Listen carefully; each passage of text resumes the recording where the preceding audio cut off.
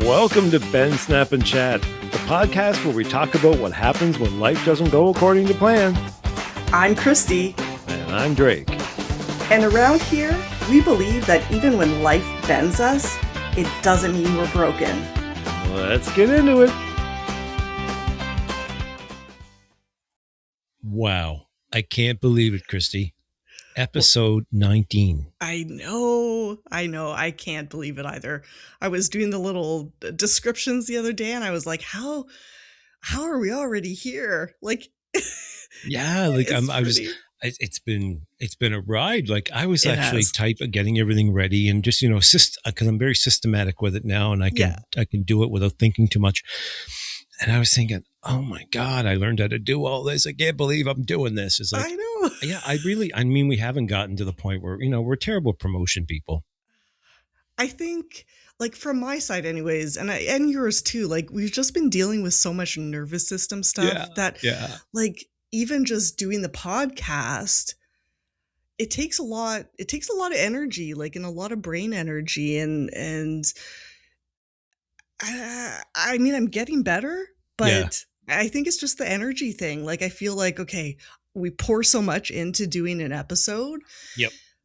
And it's not that we're not aware that there's other things that we could be doing and probably should be doing. Right. You know what? The way I look at it is I think the right people end up coming and listening. Yes. And I never ever thought that if it happens, it's like, great. But if it didn't happen, I'm like, not disappointed because we do this anyway.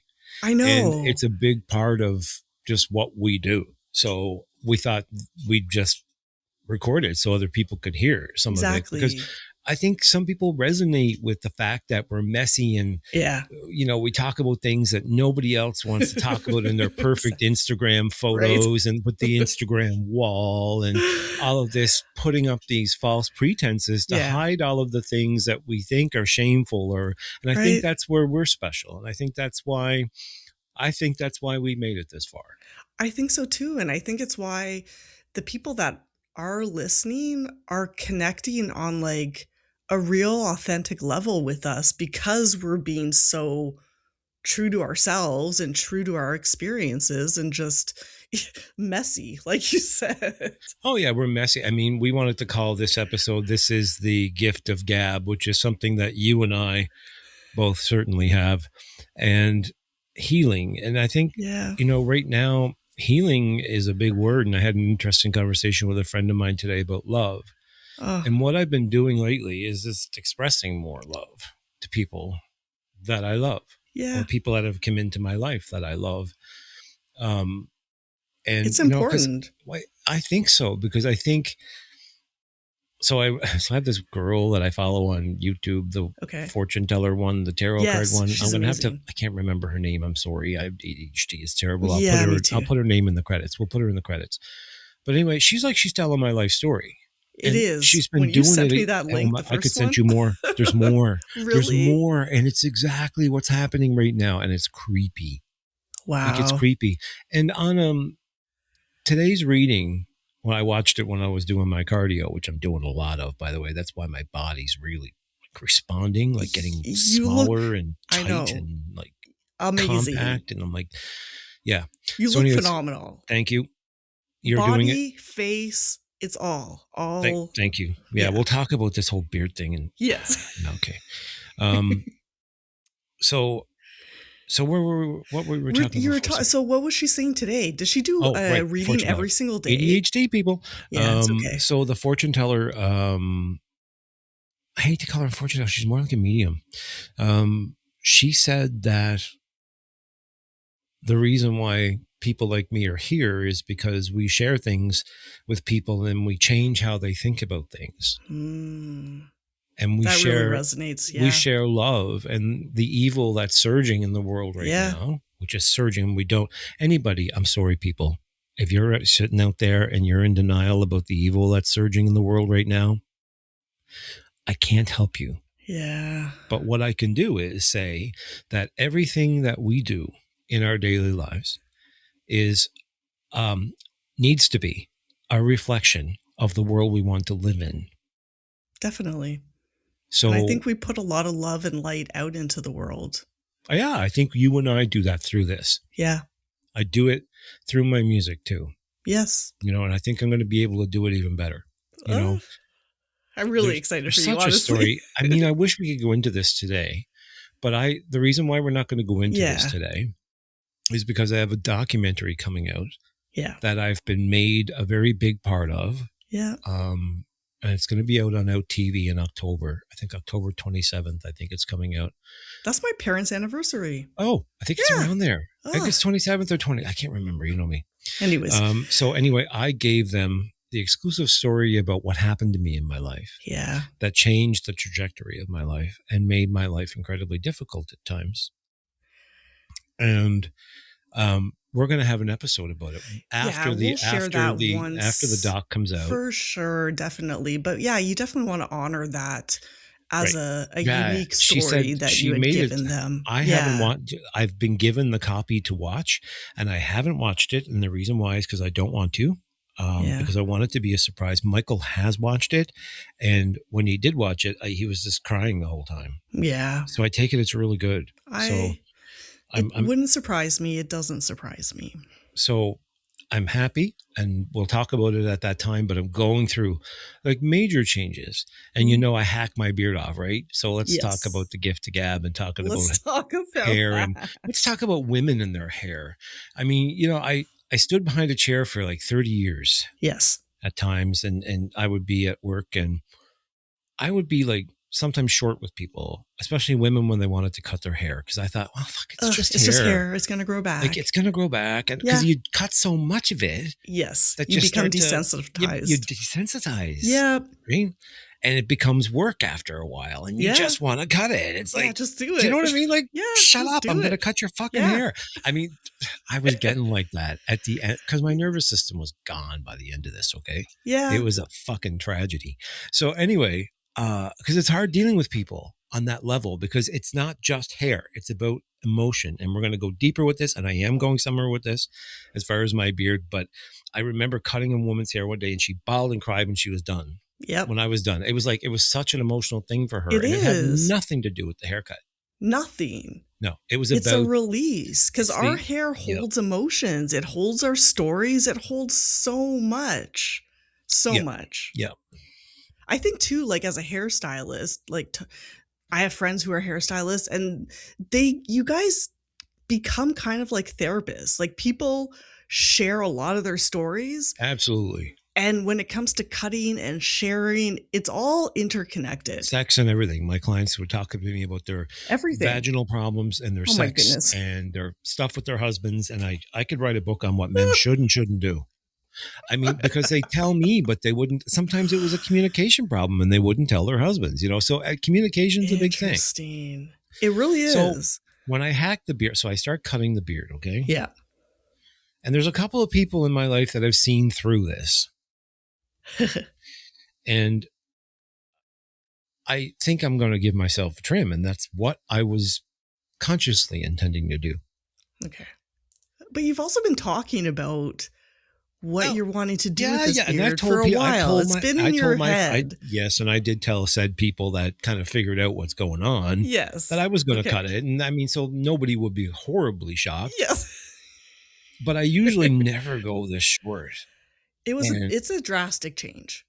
When it happened, I could understand every one of my clients' uncomfort for the years that I did this. And for the first time, I think I had empathy for it. And shame on me. So it goes to show you that we have to be able to admit that we had this problem and then fix it. And that's part of like getting to the end of whatever we're supposed to do. Definitely.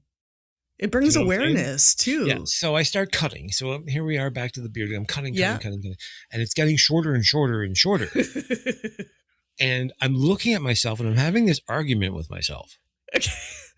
Okay. That one person inside of me is screaming, going, don't do this. You're going to hate this. Don't do it. And the other part of me is going, oh, I got that. My face. I haven't seen my face since I lost all this weight. And it's like, yay. Yay. And I felt like, and when it was done, I looked at it and I'm like, oh my God. And then I looked at the sink, and it was full of hair. I mean, and then I looked at myself in the mirror, and I was like, oh my God, you look so much younger. You do? That was my first My first God. thought. Yeah. I was a little I don't know, comfortable and uncomfortable with that at the same time. It takes an adjustment. Like, what was Michael's first reaction when you walked out? Because He did he said, know that that's what was happening in there? he did. Yeah. He didn't interfere. Like he just lets me do this stuff. Right. And so when I came out, he's like, oh, he said, that's really nice. And Oh, I'm like, oh, I said, it's my face for sure. After all these few oh, years that I've been hiding. And you have been. I wanted to hide. When I got sick, I wanted to hide. I wanted to hide all the emotional shit. I wanted to hide all the stuff that we went through with our families. I wanted to just bury myself under that fucking beard. And that's the truth. Like, I'm just being very vulnerable and honest. I felt that too. Like, for me, it was, I think, like, maybe partly why I've gained some weight. I just feel like I didn't want to be noticed. I don't wear makeup anymore when I go out. I don't really make an effort. And I think it's because when I do, I get attention, and I didn't want any attention. Yeah. And your time will come around when you're ready for this. I feel like I'm ready to cut my hair again. So like, what I was actually cut it. Yeah. So we should, like, we're going to take a before and after photo for sure. Yeah. We're going to give Cristie a makeover. I haven't done any hair in a long time. But I'm very, very, very enthused to do this one. So we're going to do a before and after, and this will probably be you'll be one of the only people I'll do this with, because I just swore because of my body and how horrible it's a lot. Yeah, I can't do it repetitively. That's no, the thing. Standing for hours and hours in your hands. So we are going to do this. We even have the photograph of this incredible haircut, and we're going to recreate this. And then I think we should do something special. Like, I really think the day we do this, you should have your makeup done, or something like that. If you're confident enough to do it yourself, but if you're not, then some women just like to have it done because it's a pampering. Yes, and you feel like you're best of the best. And I think we should go out. I think we should go out. So we don't do this stuff, by the way. When we go to town, it's always Prolotherapy for me, and then we get Chinese food and we sit home and we watch TV, slothing in our pajamas. Yeah, that's what we usually do. Yeah, but I think we should do this new thing, and I think we should make a few reels of doing it, and I think we should start our Patreon, and I think that should be our first videos, is like your makeover on Patreon. That'd be funny. Honestly, it would be so much fun. Yeah, we should do something like that. But we should do it. Like, we should try to get that off the ground. I mean, I've got a million things going on right now. I know. So what happened with the beard? Yeah. Really kind of what set the subconscious off is I had to go back and look at live footage from years ago. And I did a show in Glace Bay, Nova Scotia, my hometown, that was amazing, with a pile of people at the Savoy Theatre. And I had this beard. And I was singing, I was like, oh, this is so much nicer looking to sell. And I can't really say everything right now, but I'm auditioning for something really big. Exactly. Big things are coming. And it's much more saleable if I look a little bit younger, because the business is very ageist. And they dismiss older people. They dismiss. It's going to be a fight. If you can look younger and get the gig, and then you can get up there and say, yay, I'm 56, by the way. And people kind of go, oh, wow. And that's fine. But if you look old going in the entertainment industry, there's a reason why Madonna is doing what she does. And getting the backlash. Exactly. Yeah. You should be able to do what you want with your body. It's your body. Exactly. So, so that's kind of how I felt. And I guess my subconscious, one of my people that in my family that are really close to me, read me like a book, and told me that I understand you, and that it was my younger self wanting to be seen again. Yeah. And he summed this up so well that I was a little bit gobsmacked by the whole thing. And when somebody sees you so well, it's kind of scary sometimes. It's a bit uncomfortable. Yes. Yeah. So, and I had to really think about it and admit that he was correct. And but I think it's such a positive change. Even he said, like, keep it that way. Yes. Keep it like this. This is who you are. Keep it like this. Yeah. And I was expecting a lot of people. So when Celine cut her hair, let's talk about Celine for a minute. Okay. We love when Celine. Celine wanted to have a Pat Benatar haircut. Okay. This is going to turn out to be the hair episode. The hair and beards episode, yeah. The Ben Snap and Chat hair and beard episode. But when Celine wanted to cut her hair, she really wanted to cut her hair. She loved this Pat Benatar look. Yeah. That spiky Pat Benatar fun. Yep. So One Heart was the name of the song. Okay. And she had, right after a show, she had long hair. She went and had her hair like lightened, and they cut it all off, and it looked fab. I thought it was cool. The fucking backlash. I know. The backlash was so bad that they made her grow it back. Yeah. The pressure of everybody's comments and stuff. And there was people that said to me, "Oh, you're disappointing." There was somebody who said that. What? Yeah. Really? This is disappointing. Yeah. Yeah. I'm really surprised that this is the public. So this is the public, and the public have an opinion, and what can you do? They are entitled to have their opinion and their preference, because they have the public. When you're a public figure, you make CDs or music or you perform, people have a very preconceived notion in their own minds of who they want you to be. I guess. That's why Celine got the wicked backlash about the hair. And she grew her hair back. And I was like, okay, well, I liked it the other way too. If you want to change, I kind of, not from a fame perspective, but like in high school, I went from like, my hair was like to the back of my back pretty much. Yeah. And I went from that to a pixie cut. No, like in between, no. And so I show up at school one day. Home. Yeah. Mm-hmm. And like some people were just like shocked because it was a huge change. But you know what? The people that liked it, those are the ones that I focused on. Like, I felt good. I was cute. Like, people are always going to have an opinion. Do you like it is the question. I did like it back then. I still, when I look at pictures of myself in high school, and I did it again, I had a pixie cut like in my 30s. Yeah, I like it. Right. I've liked it. Yeah.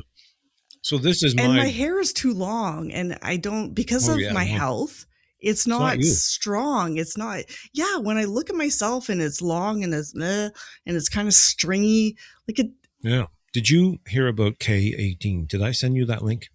No. Okay, K18. So you have to order this. Oh, is that the shampoo? No, it's a leave-in treatment. So I don't know what this is. Okay, I've never used it, never had an experience with it. This is not sponsored by K18. Okay. However, when you get like major hair YouTubers like Brad Mondo and Hair Buddha, this stuff apparently, if you've bleached your hair to the point where it's actually like snapping off, coming out, you can pull it. If you put this stuff on, it helps strengthen it. That. So that's how potent this stuff is. I'm going to send you a link. It's on Amazon. Okay. And it's not cheap, but I want you to start using it because it's going to really help. Because when you have EDS, the collagen issue, like hair is a form of collagen, keratin, for sure, and all connected to the connective tissue. Everything and hair is all connected to the connective tissue, right? Yeah, like hair on EDS people tends to sometimes be finer and break easier. Yeah. So this K18 will really help that. So if you're out there, girls, and you've got breakage or overly processed dry hair from heat products and heat styling tools, and a lot of product like hairspray, then use this K18. Apparently everybody, the general consensus on it is that it's like a miracle cure. Wow. Does it help with, because like women with hormones and stuff, that definitely impacts our hair too, right? As the color leaves the hair. So when the color leaves the hair, as people gray, and this goes for everybody. So the melanin is a molecular structure. Color is a molecular structure inside the hair shaft. Yeah. And when it's there, it gives the hair structure. It's like something bracing a wall. Yeah. However, when you lose your melanin, did you ever notice how wiry your gray hair is? So I've had gray hair since I was like 16 years old. But did you notice how wiry it gets? It is. The texture is different than the dark hair. Okay. For sure. The reason why is because the structure of the color is gone. So when you recolor the hair, yeah, and dye molecules are inside the hair, yeah, they're exerting outward pressure on the hair shaft, which makes the hair seem fuller. Yeah. And that's why coloring your hair is good when you have fine hair. And which is also why you've been wanting me to go lighter, correct? Yeah. Because I have like baby fine hair. Well, I think a lot of us with EDS you're too dark, but it tends to make it look thinner. You know what I mean? If you have fine thinner hair, and you make it really dark, it has a tendency to look very, very wispy. Yeah. Yeah. Which seems to be happening. Mm-hmm. Yeah. So that's why we're going to do the whole makeover thing. It's going to be fun to do this. Let's do this. We'll have to do this like maybe the week next week or the week after. Sounds good. Yeah. Yeah. We'll figure out a date after. Behind the scenes. Women in their hair, men in their beards. It's so true because we're all the same about this stuff. I mean, men are really starting to look after themselves now, thankfully. Yeah.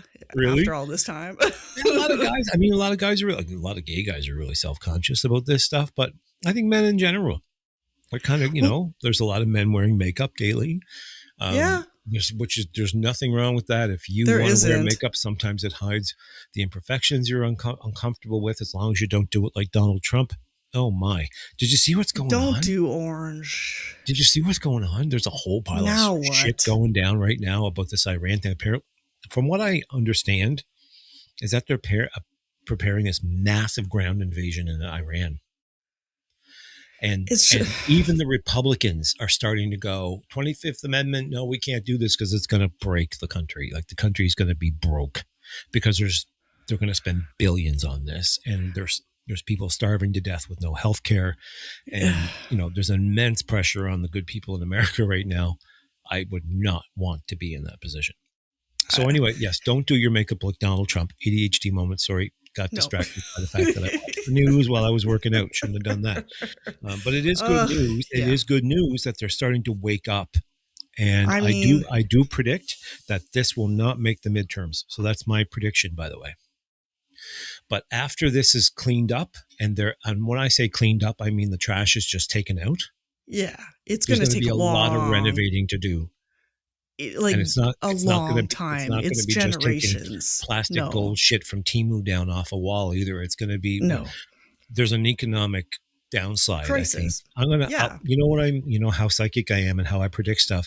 I'm going to predict one of the biggest grifts in history. In any country in the world will be revealed after the impeachment of Donald Trump. That's what I'm predicting. So we're hoping for the best, and that Donald Trump gets taken care of, because I don't believe he's well. So he isn't. No. Anyone that can say, even question that at this point. And don't get me wrong, I don't have sympathy for him. No, I don't. None. I don't have sympathy. I don't know whether I even have empathy for him, and that's a horrible thing to say. But I can't. I'm not sure. I'm on a fence about that. The good Christian part of me says you need to have empathy for that. But then there's this human that's been living in this condition for how many years? A couple of years of this now. Yeah, and it's become unbearable for everyone. And you look at our prime minister. Do you notice he's aging? Well, look who's he's having to deal with on the regular. To Michael, I said, he looks so fucking stressed. The poor guy. I feel so bad for the prime minister. I would not want his job. And it must be terrible to have to juggle what he has to juggle. And I understand. And deal with the clown. Yeah, and why he's making the compromises he makes. Good on the prime minister, but he's looking worn out. I seen him on a news press briefing, and he looked tired. But thank goodness for Mark Carney, because can you imagine if we had PP as a leader? How we would be looking like? We're paying his rent. It's something like $12,000 or $15,000 a month. I don't even want to and there's people starving, and I can't. Yeah, there's people like you who wouldn't be able to live on what they pay you.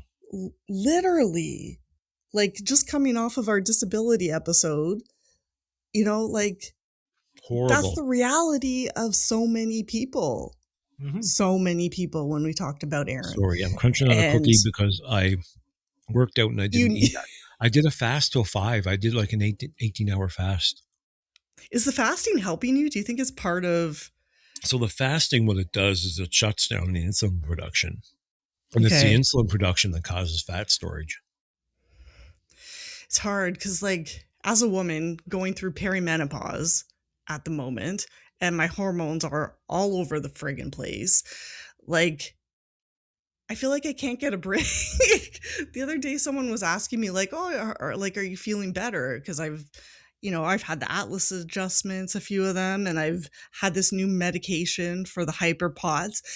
And I, in so many ways, like, yes, I can feel my nervous system is finally starting to, like, calm down for the first time. Yeah, you'll in feel 6 it after months. how many, it's been what now? 6 weeks now since your first one? So it has been, that was at the start of the month. So it hasn't even been a month yet. So my changes started around the 2-month mark. Did you have them back to back to back though, like I did? No. See, I think that's part of why she wanted to see me back to back. Yeah. So I had I had to wait because I transitioned from one doctor over to her. That's true. And then you were in the middle of winter and she's pretty far. Horrible. That was a terrible horrible time. This was the worst time in my life, and I had PTSD from it. I can imagine. When I had that weird neck subluxation thing in my C1, yeah, that's the worst time of my life. And somebody told me, yeah, it's coming again, and this is the date it's coming, I would make sure that the day before that I would have my MAID papers signed. I'm not joking about that. Like, I really couldn't go through that again. I was absolutely psychotic. It's not... See, we talk about that, and it maybe sounds to people listening that it's just like a flippant thing, like a comment. But, like, I've had those thoughts as well about, like, what my life, aging... The ease of non-existence. Exactly. And it's not that I'm suicidal in any... Me either. Like, I love life, and I'm definitely in a better place than I've been in a really long time. Well, and we have this great family.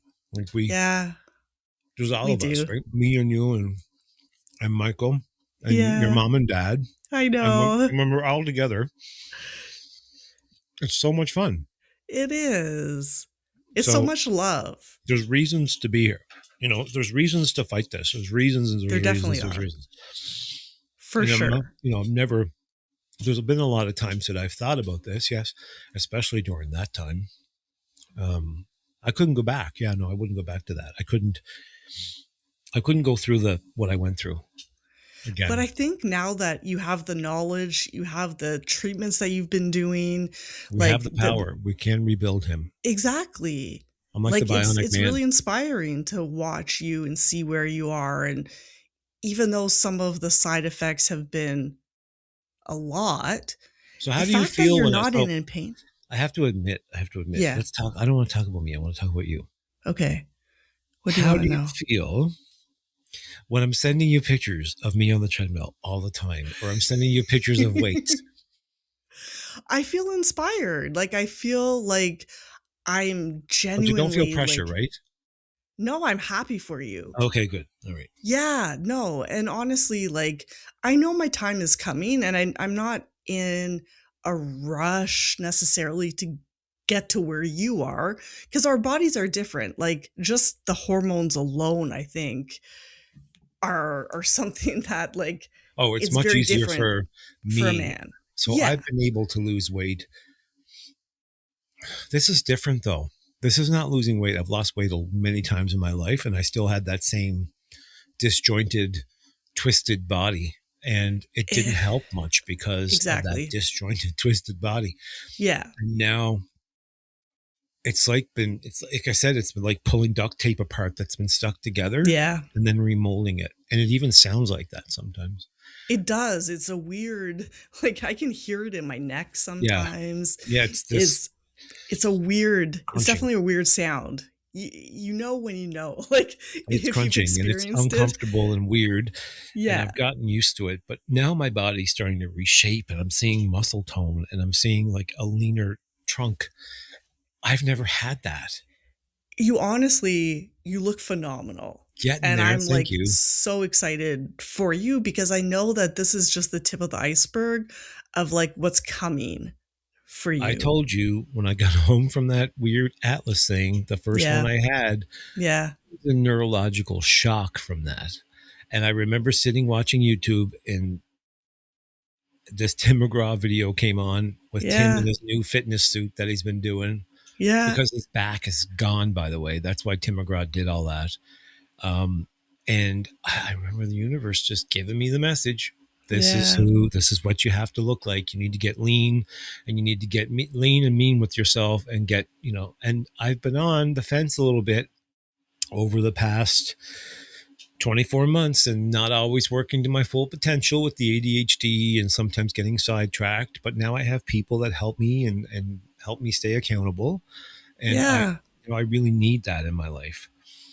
And And I'm every happy that you have those people, and I yeah, hope that I'm one of them for you. you But that's what I'm saying yes, that's what I mean. And so it's really good. I really want to be with people that have the like mind, that yeah, we're going to work towards getting like more and more, aging more and more with efficiency. Because this is about aging. definitely. Isn't about being younger. This is No, about it's not. aging and being efficient and being able to look after yourself. Because us with EDS, Yeah, we have just a function. high level of chances of having to be dependent. Yes. So honestly, like this week, because it's the first week that I haven't had like multiple doctor appointments or adjustments. And so like we're Wednesday when we're taping this, and like I worked out today and I worked out on Monday and I'm planning to do a workout on Friday. And it's not, for the first time, I'm not like trying to compare to what I used to be able to do because I've gone through so many cycles of like There's nothing to compare literally to. There's been starting so from much. scratch. Yeah. Right. And so, you know what? I'm walking. I've been walking for 10 minutes on like a nice pace, but I'm not pushing myself like to the point of pure exhaustion. I will admit, like, I do need to have naps. I've been having naps after. I find that with the new medication and even like now finally having my atlas, like, so my head in the right place Yeah. again, that my body for the first time in months is actually being able to get into this rest and digest phase. And so I'm letting that because I know that for months I couldn't. I was in complete like the norepinephrine, my nervous system was going nonstop. I Yeah. So constantly felt agitated.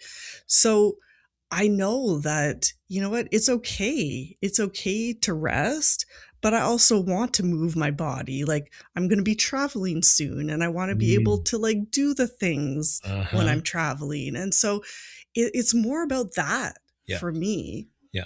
Not necessarily like, yes, I want to lose some weight, but it's more about being functional for me at this point in my life. When you have to get up and sing 15 songs in a row Yeah, that that's a are like lot. belty, Yeah. I found the last performance, so it was good, but around 3/4 the way through, I got super tired. Yeah. And so I knew I had to build more cardio resistance. Yeah. I had to get a little lighter to adjust to Yeah. how my body is now, because my body can no longer carry. It Mm. had carried weight for a long time, and Mhm. I've been Yeah. taxing my ligaments and putting already stretchy ligaments Yep. under a lot of strain with the Yeah. weight I had With on extra me. weight. Yeah, I know. And now I need to become the lean, mean sex machine. Which you are. I'm gonna, by the I way, mean, I'm gonna. you're looking like it. I've made all these little things like they're fun. Like I'll get down on when I do TV, like I'll get Yeah. down and do I cross my leg over the Yep. other leg and like Yeah. in like a triangle shape. Yep. And I lift and tighten my core, and oh my God, what a difference this stuff is making. And then I do this thing where Robin showed me, you put a ball between by your knees, Yep. you squeeze and you Yeah. inhale and then you let go and exhale. Yeah. And that's working. That, remember what happened when my pelvis became hypertonic and I Yeah. started to bleed from my testicles? Yeah. That's curing that problem, because that started to come back. So Oh. yeah, I started to have a little tweaky. Remember I told you I was having pelvic spasms? Yeah. Okay. So that started to come back again. And it was because my pelvis was getting hypertonic again because of the Okay, exercise. because of the exercises. It's always a balance with us. You Like, have to find it's the a buttons that work. fine balance. Yeah, and everybody's the same, whether you have EDS or fibromyalgia or CFS or lupus or whatever the hell you might be, Whatever mix surviving of from. yeah. I call it Exactly. surviving these days, because we're surviving these days. Yeah. But so yeah, I feel better and more compact. And the one thing I've learned is, there was a lady the other day, and she was, the one thing I see on all the EDS pages is SI joints. Yes, it's a massive thing for Oh, us. everybody. We all And struggle. and like the doctors, when I first started, dodo head doctors, right? Yeah. Like, I don't know why you're having a problem there in that particular spot. And I'm like, oh, for fuck's sakes. And That's then why you we're all read, constipated too. yeah, and then you No. read the EDS pages, and it's Right? like, It's all everybody's connected. talking about their SI joints. And I said to one lady, I said, you need to find a very good physiotherapist or kinesiologist that understands the mechanics of how the EDS body moves. And then you Yeah. need to strengthen your hip flexors. Yeah. So It's I used to massive. be unsteady. When I bent down and tried to get back up again, it was hard. And since I started the hip flexor stuff, my whole body, I could feel like I could be a dancer. Wow. Yeah, I feel like I could dance again. So you really have to, and this is my advice to you too, is to dig in with the hip flexor stuff. Definitely. This is where the magic starts to happen. Yeah. You know that rubber band thing where you put the band below your knees and you do the clamshell? Yeah. That's what's making me feel like I'm completely stable. See, that's like one of the rudimentary exercises in the POTS rehab that Is they it? do. Yeah, it is. It works well for me. So now, Robin wants me to do that one where I'm propped up. I'm not there yet. I can't do it. I find it really hard. I'm sorry. Well, you need to start with my neck, not a B. I can't strain my neck right now with the Prolo. Like, it's too much for me to prop myself up, because it's like a sideways push-up, right? Sideways push-up doing a clam. With a clam, and it's too much. So what I need to start to do is, I've been doing the clams to strengthen that part. Yeah. And then once my neck is better, like the Prolotherapy, I don't want to tempt fate right now. So I haven't been putting too much strain on my neck. So I'll wait till next week. And then I'm going to try the sideways planking myself. Yeah. And then I'm going to start to combine them the next week. One thing at a time, rather than trying to throw everything all at once. I tried it. That's too much. I was compensating, and I could tell, and I didn't have the right strength. And she would tell me, just start to do them separately too. Until I strengthened. Oh, yeah. Yeah. Because when you sent me that, I was like, and if I told her, how are you doing that? If I told her, she would say, oh no, just do one thing at a time then, until I knew to adjust. I know how to adjust now. So it's so important for us EDS people to learn how to adjust and find what works best for us. Yeah. Because although there's a lot of similarities, there's also like very specific things for each of us that our bodies are tweaking in different ways. So finding a physio or osteopath or mix of the both that understand that. Yes. Yeah, and aren't just like, they're not all the same, right? And so I've gone to some not so great physios where they just like put some TENS machines on you and like let you do your thing. That's not the kind of physio I'm talking about. I'm talking about a manual physiotherapist that has a deeper understanding. And I've gone through the like dry needling and and the TENS machines and the ultrasounds, and inevitably it all kind of, it's like patchwork on a road that's bad, where you're filling potholes with tar. Yeah.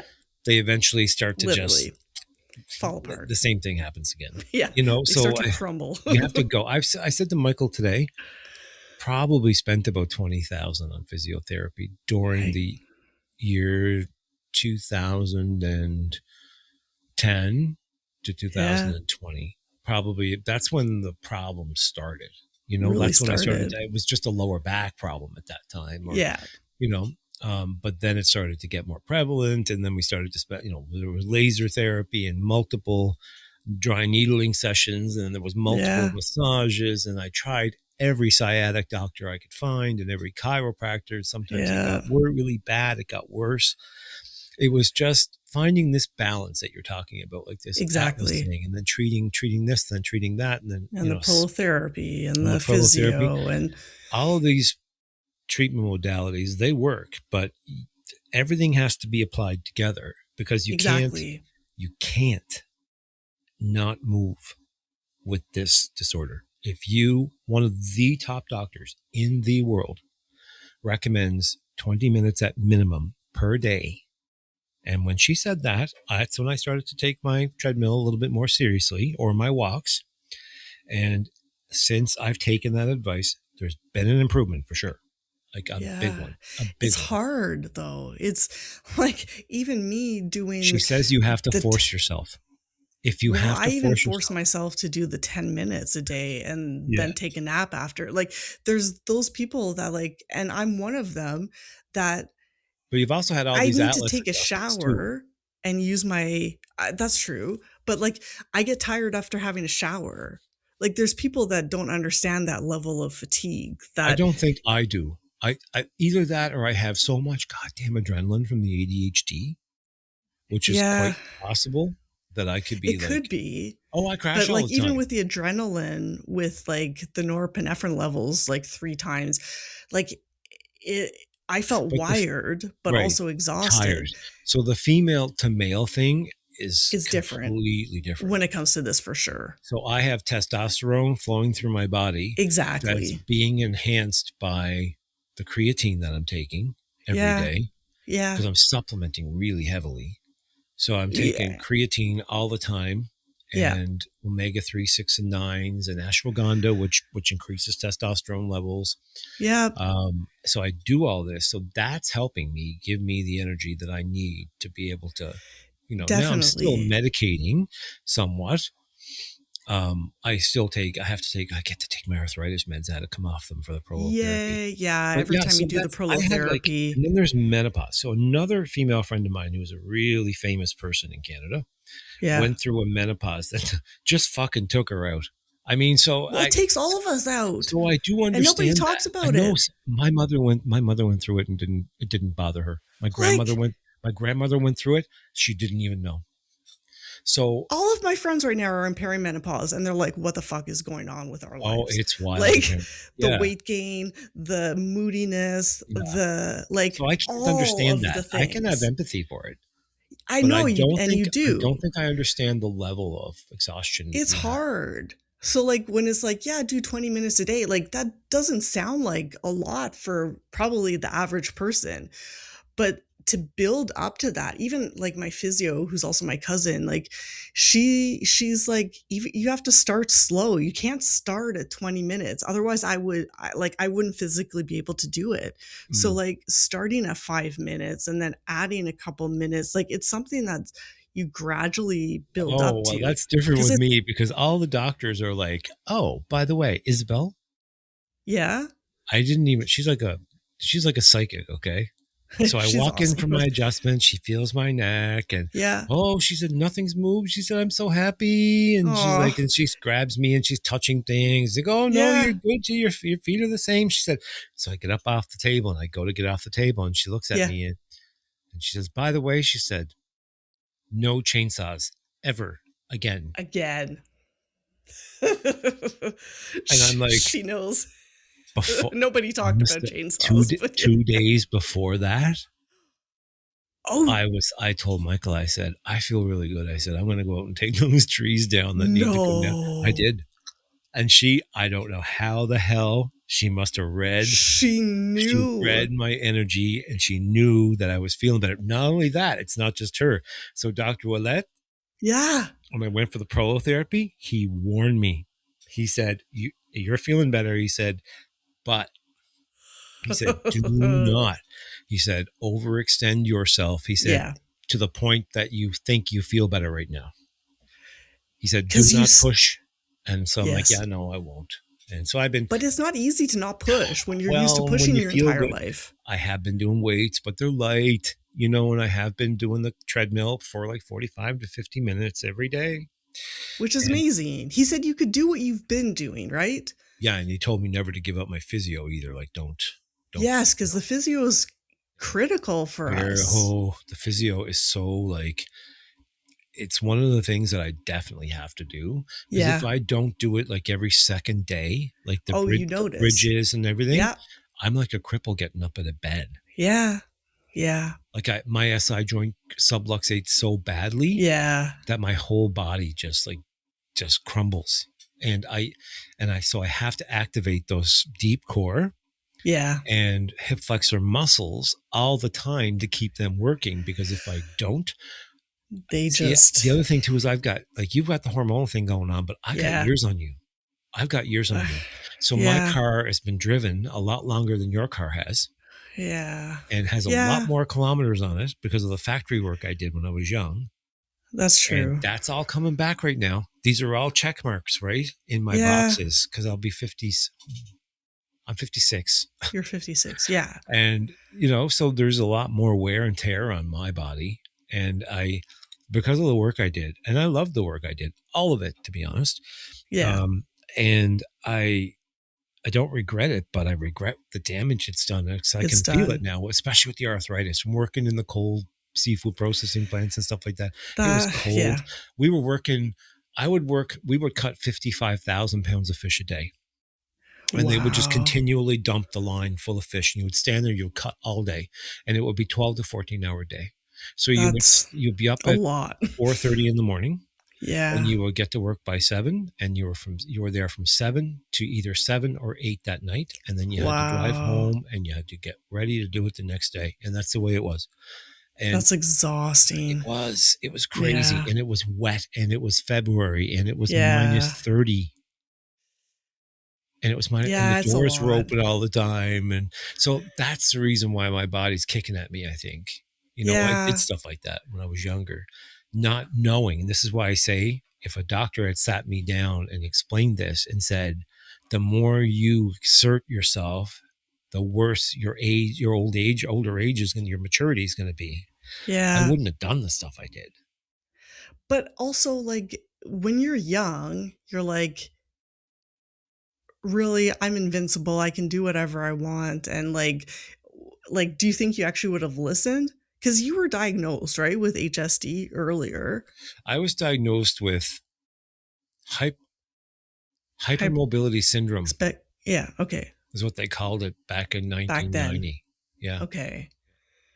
See, like, I always knew that there was something wrong with my body. Like, I was born with a dislocated hip. I had bunion surgery when I was 16 years old. Like, I've always had stuff wrong with my body. It didn't work. You've been a train wreck ever since. I mean, you couldn't even come out and not be a train wreck. Exactly. So, like, it's give and take. We've all done a lot. Your mother's going, oh, God. Right. I can just hear her listening to this right now going, oh, God, what Drake? And then the decade of like wedding planning where I literally couldn't stand or walk the next day. And I would tell other planners like, oh, can you walk the next day? And and they'd be like, oh no, it's so hard. But like, I literally couldn't stand my feet with the plantar fasciitis. Like we've talked about that flat feet. Oh God, anybody who's ever had that's going to go. It hurts. It's like rock. Why do you think I wear like orthotics in the summertime? I'll wear sneakers and I'll wear the old dad sneakers with the orthotics in them. But in the wintertime, it's always like a solid pair of boots. It's not just for the look. It's for the support that those big logger boots I wear. They give you great support. I've never found real shoes that have really like been comfortable and supportive. Do you have a pair of Docs? I don't. Oh, you need to get a pair of Doc Martens. Maybe the Docs are the next move. Yeah. Like I love my Vessies. They're super comfortable and they're light and they're waterproof. Or a pair of like chick work boots. Those are cool. I never had that. Timberlands? See? Like chick Timberlands? Yeah, they're super cute. I would love that. The pink ones, I fucking love them. They're really cute. But because they're nice and big on the inside and you can lace them up, they help your proprioception, because when you're pulling that, like a slip on, like I love engineer boots. I love the ones that pull on, that have the nice thick square toe, big heel. Yeah. But when I'm wearing them, because you can't lace them, but the fact that the boot is wrapped around my leg and putting pressure on both sides of my leg helps the with the proprioception. Yeah, so that makes sense. Yeah, because you get sensory perception on both sides of your body. Actually, you're getting it on 4 sides. You're getting on each side of your leg. Yeah. And if I wear a logger, my big loggers are like 3/4 the way up my calves. So they make me feel super stable. But are they super heavy? Like, yes, that's always been... They're heavy. But you can't wear these loggers. I mean, they're huge. And they weigh about 15 pounds, I think, between the two. Like, I would be like, it's like cement. But I call them the chick Timberlands, the chick work boots. They're pink. Cute. I love them. So I don't know. You should try them. I should look into that. Get them for the winter. That's a good idea. Yeah, that should be your new winter. I think because I was never like, oh, they're not like feminine, pretty. But they are. But they're cute. But they are actually. I gotta look them up now. Yeah. Pink. I think they're pink. They're pink. Now you got me thinking about that. Oh, pink Timberlands. Let's look them up. So yeah, I think you should do that. By the way, I think they would really help with the yeah, they're really cute. And there's also another work boot company. They make really cool work boots. They're pink. I can't remember the name. But yeah, they're called Moxie Trades is one. There's a Nubuck one. There's a Workforce one, but they're so cool. I'll send you some links. Send me some links, because I think that would be a good alternative to just help with the stability. Yeah. Because like going outside, our winters are ridiculous with the snow and the ice and the terrible. Last thing I need is to fall, because that's my other thing. I used to fall constantly, like tripping over my own feet. Oh, I tripped over with my floppy feet. Yep.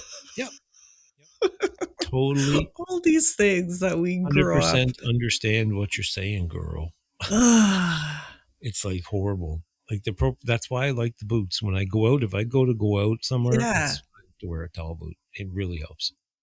Like, after getting the Atlas adjustment, I honestly felt like the proprioception, those are friggin' cute. Yeah. Yeah, I really like those. I love them. They're totally you. I can see that. Yeah. Anyway, we're shopping while we're doing our podcast. This is like the gift of gab. So, I mean, it's like we're just having it's healing. It is. It is. Yeah, it's good. So your proprioception, yes. Sorry. The proprioception, after I had the Atlas done, like, it honestly felt for like that first week, I was kind of moving my whole body as kind of like a robot. Like a great big chunk of meat. A chunk of meat. Yeah. But it honestly felt like I was on a different plane. Like it was a really weird thing to explain to anyone that hasn't had it done. You can't, because it's neurological, and it's like fantasy land neurological shit. And I don't try to understand, to try to convey what I went through to other people, because they will not believe it, or they won't be able to perceive it. They won't be able to perceive it. That's the thing, because I'm used to my neck being in a totally different place. Yeah. Within my body. It's a system it's a system of multiple compensations. Yes. That happen from the top down. It's like when the building is completely unstable from the top floor all the way down. Pretty much. I mean, she literally said that my neck was like a staircase, because the bottom like 3 or 4, I think, were like in a step up from each other. And then so to go from that to then be where it's supposed to be. And I don't know if we ever talked, like you did mention she looks at your feet, but I didn't really understand how significant that was when she puts you on the table. Yeah. Before she did my Atlas adjustment, I was like 3/4 of an inch difference between my 2 feet. Yep. And then she does this one little bloop, like right in the place where our Atlas is. Uh-huh. And then it goes to 1/8 of a difference. Like, the entire, and she hadn't system. done any other adjustments yet at Nope. that point. She's Just not big. that one Atlas. She's not huge on aggressive adjustments in the rest of your body. She specializes in No, the Atlas, right? definitely. But like she did have to, like, my C5 likes to, it's still pulling and out of place a bit, not as bad as it used to be. And like my hip and the shoulder blade on the right side, like I can feel it now that it's been like a week and a half that I haven't seen her, and I'm not seeing her again for another couple weeks. So it'll be interesting to see where things are at when I see her again. Yeah. But I was like, when after she did her second adjustment, she only did the Atlas on me once, and then she did my neck and my back and my hips. And by the end of it, like, my feet were exactly parallel. I know. Yeah. How insane is that? Like, to think that one little adjustment has such a big impact on the entirety of your body. Yep. Really. How insane is it that if I hadn't have got to that person, because the medical system was not encouraging me to do this. They were saying, oh, there's just swelling, there's just arthritis, there's just foraminal stenosis, and all the while I was walking around like a clanky bag of bones, because everything, like you say, was, I needed 5 adjustments. So she gave you 1. I think it was a 12-degree rotation to the right. Yeah. Is what I think. And I can remember. And so they had to nudge that back really gently, because if they had done it too quickly, I would have had like a nervous shock that my system, he said, would never have been able to handle. I can imagine. Like, I can understand. And I think that's why he was confident taking the break between the second adjustment he done and then me getting to Isabel. That makes sense, actually, because too much at once. I don't think I could have ever done this repetitive thing. So, so anybody who's thinking about this Atlas thing, and if you have EDS and you are having cranial cervical instability issues, or you think you're having it, because a lot of the medical system won't recognize this, go see. In Canada, I heard. Yeah, I bet. Really it's an issue. It's a real big issue. I thought it was just us, and just no. I would have been left to the wolves. I would have been dead probably. I would have died if I hadn't had that fixed. So the chiropractor that the medical system, the regular system, was ignoring, saved my life. Yeah. So I'm speechless when it comes to that, and the trajectory of how it all happened and how we got to go to this chiropractor. It was just the whole other big story we could spend an hour on. I know. So, it's for you and I, it's been a really integral thing to realign not just our physical bodies, but also realign our spiritual bodies. It has. It's interconnected in ways that it's hard to explain, I think. Yeah, it's very big time. That's what I said. It was, to unravel all this stuff, we'd need another 5 hours. We could do a workshop. Maybe at one point we should. I was thinking about a Ben Snap and Chat workshop. I really was. Yeah. It would be kind of fun to do something like that. I think that it would be amazing, and then people can ask questions, and if we did some little, do a little event or something, and start to do this, and go in and talk about this stuff, and show people what we do, and introduce people to the people that may be able to help them. Yes. Because really, community for us, I think, is such a huge part of healing. Because otherwise, like you said, if we were left to the medical system, we would still be waiting, and probably in horrible shape right now. It would not be good. I would not be good. I might not be here. I probably wouldn't have been here. I really believe this. I mean, if this deficiency was bad enough to twist everything all the way down, to crush my balls and cause me to ejaculate blood. Yeah. And the system was not responding to this. Everybody was like, oh, I don't know what's that. It's prostatitis, and it's not prostatitis. It's called a twisted spine. But our system doesn't work as a holistic unit where it's looking literally from the top of our head to the bottom of our feet. No. They don't look at, the problem is that they're looking at a system. They never look at the system. Exactly. They look at a silo. They look at a very one piece of the puzzle, and then they don't talk to each other. So especially, your conundrum with the medications and everything, trying to get everybody sailing on the same boat, girl. It's been a little bit rough. It's been very rough. It has been. It's been months of trying to You're talking to endocrinologists, neurologists. You're wrangling these doctors to try to get them in tandem with each other. Yeah. And it's been on top of like living with a nervous system that wouldn't give me like a breath. Like it's been a lot. I don't know. I am thankful for you, and because I would never have heard of Dr. Isabel if it wasn't for you. And like, honestly, I don't think I would have been like dreaming bigger of like what's actually possible in life if I wasn't seeing you. I know. And I'm a big dreamer, but I was like, well, maybe my body can only do certain parts of these dreams. And maybe that's true. And that's okay. And that's fine too. It looks different. It's fine. It's just a different thing. But you just can't say, well, because if you do that, then you're giving up. Then your body's never going to get better. Yeah. That's kind of profound. Let's leave it right there. Yeah, it's a good place to end it. Yeah. Thank you, everybody, for being here with us and listening to our our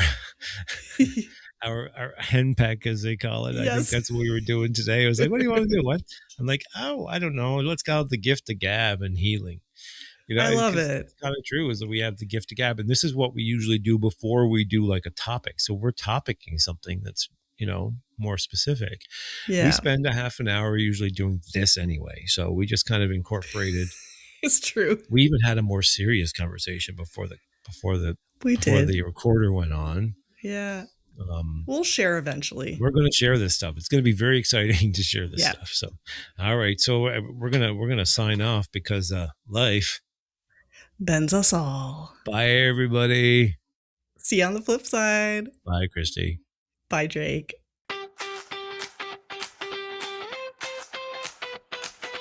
And thanks for being here with us today. If this episode resonated, share it with someone who might need it. And remember, life bends us all. See you next time. And don't forget to comment.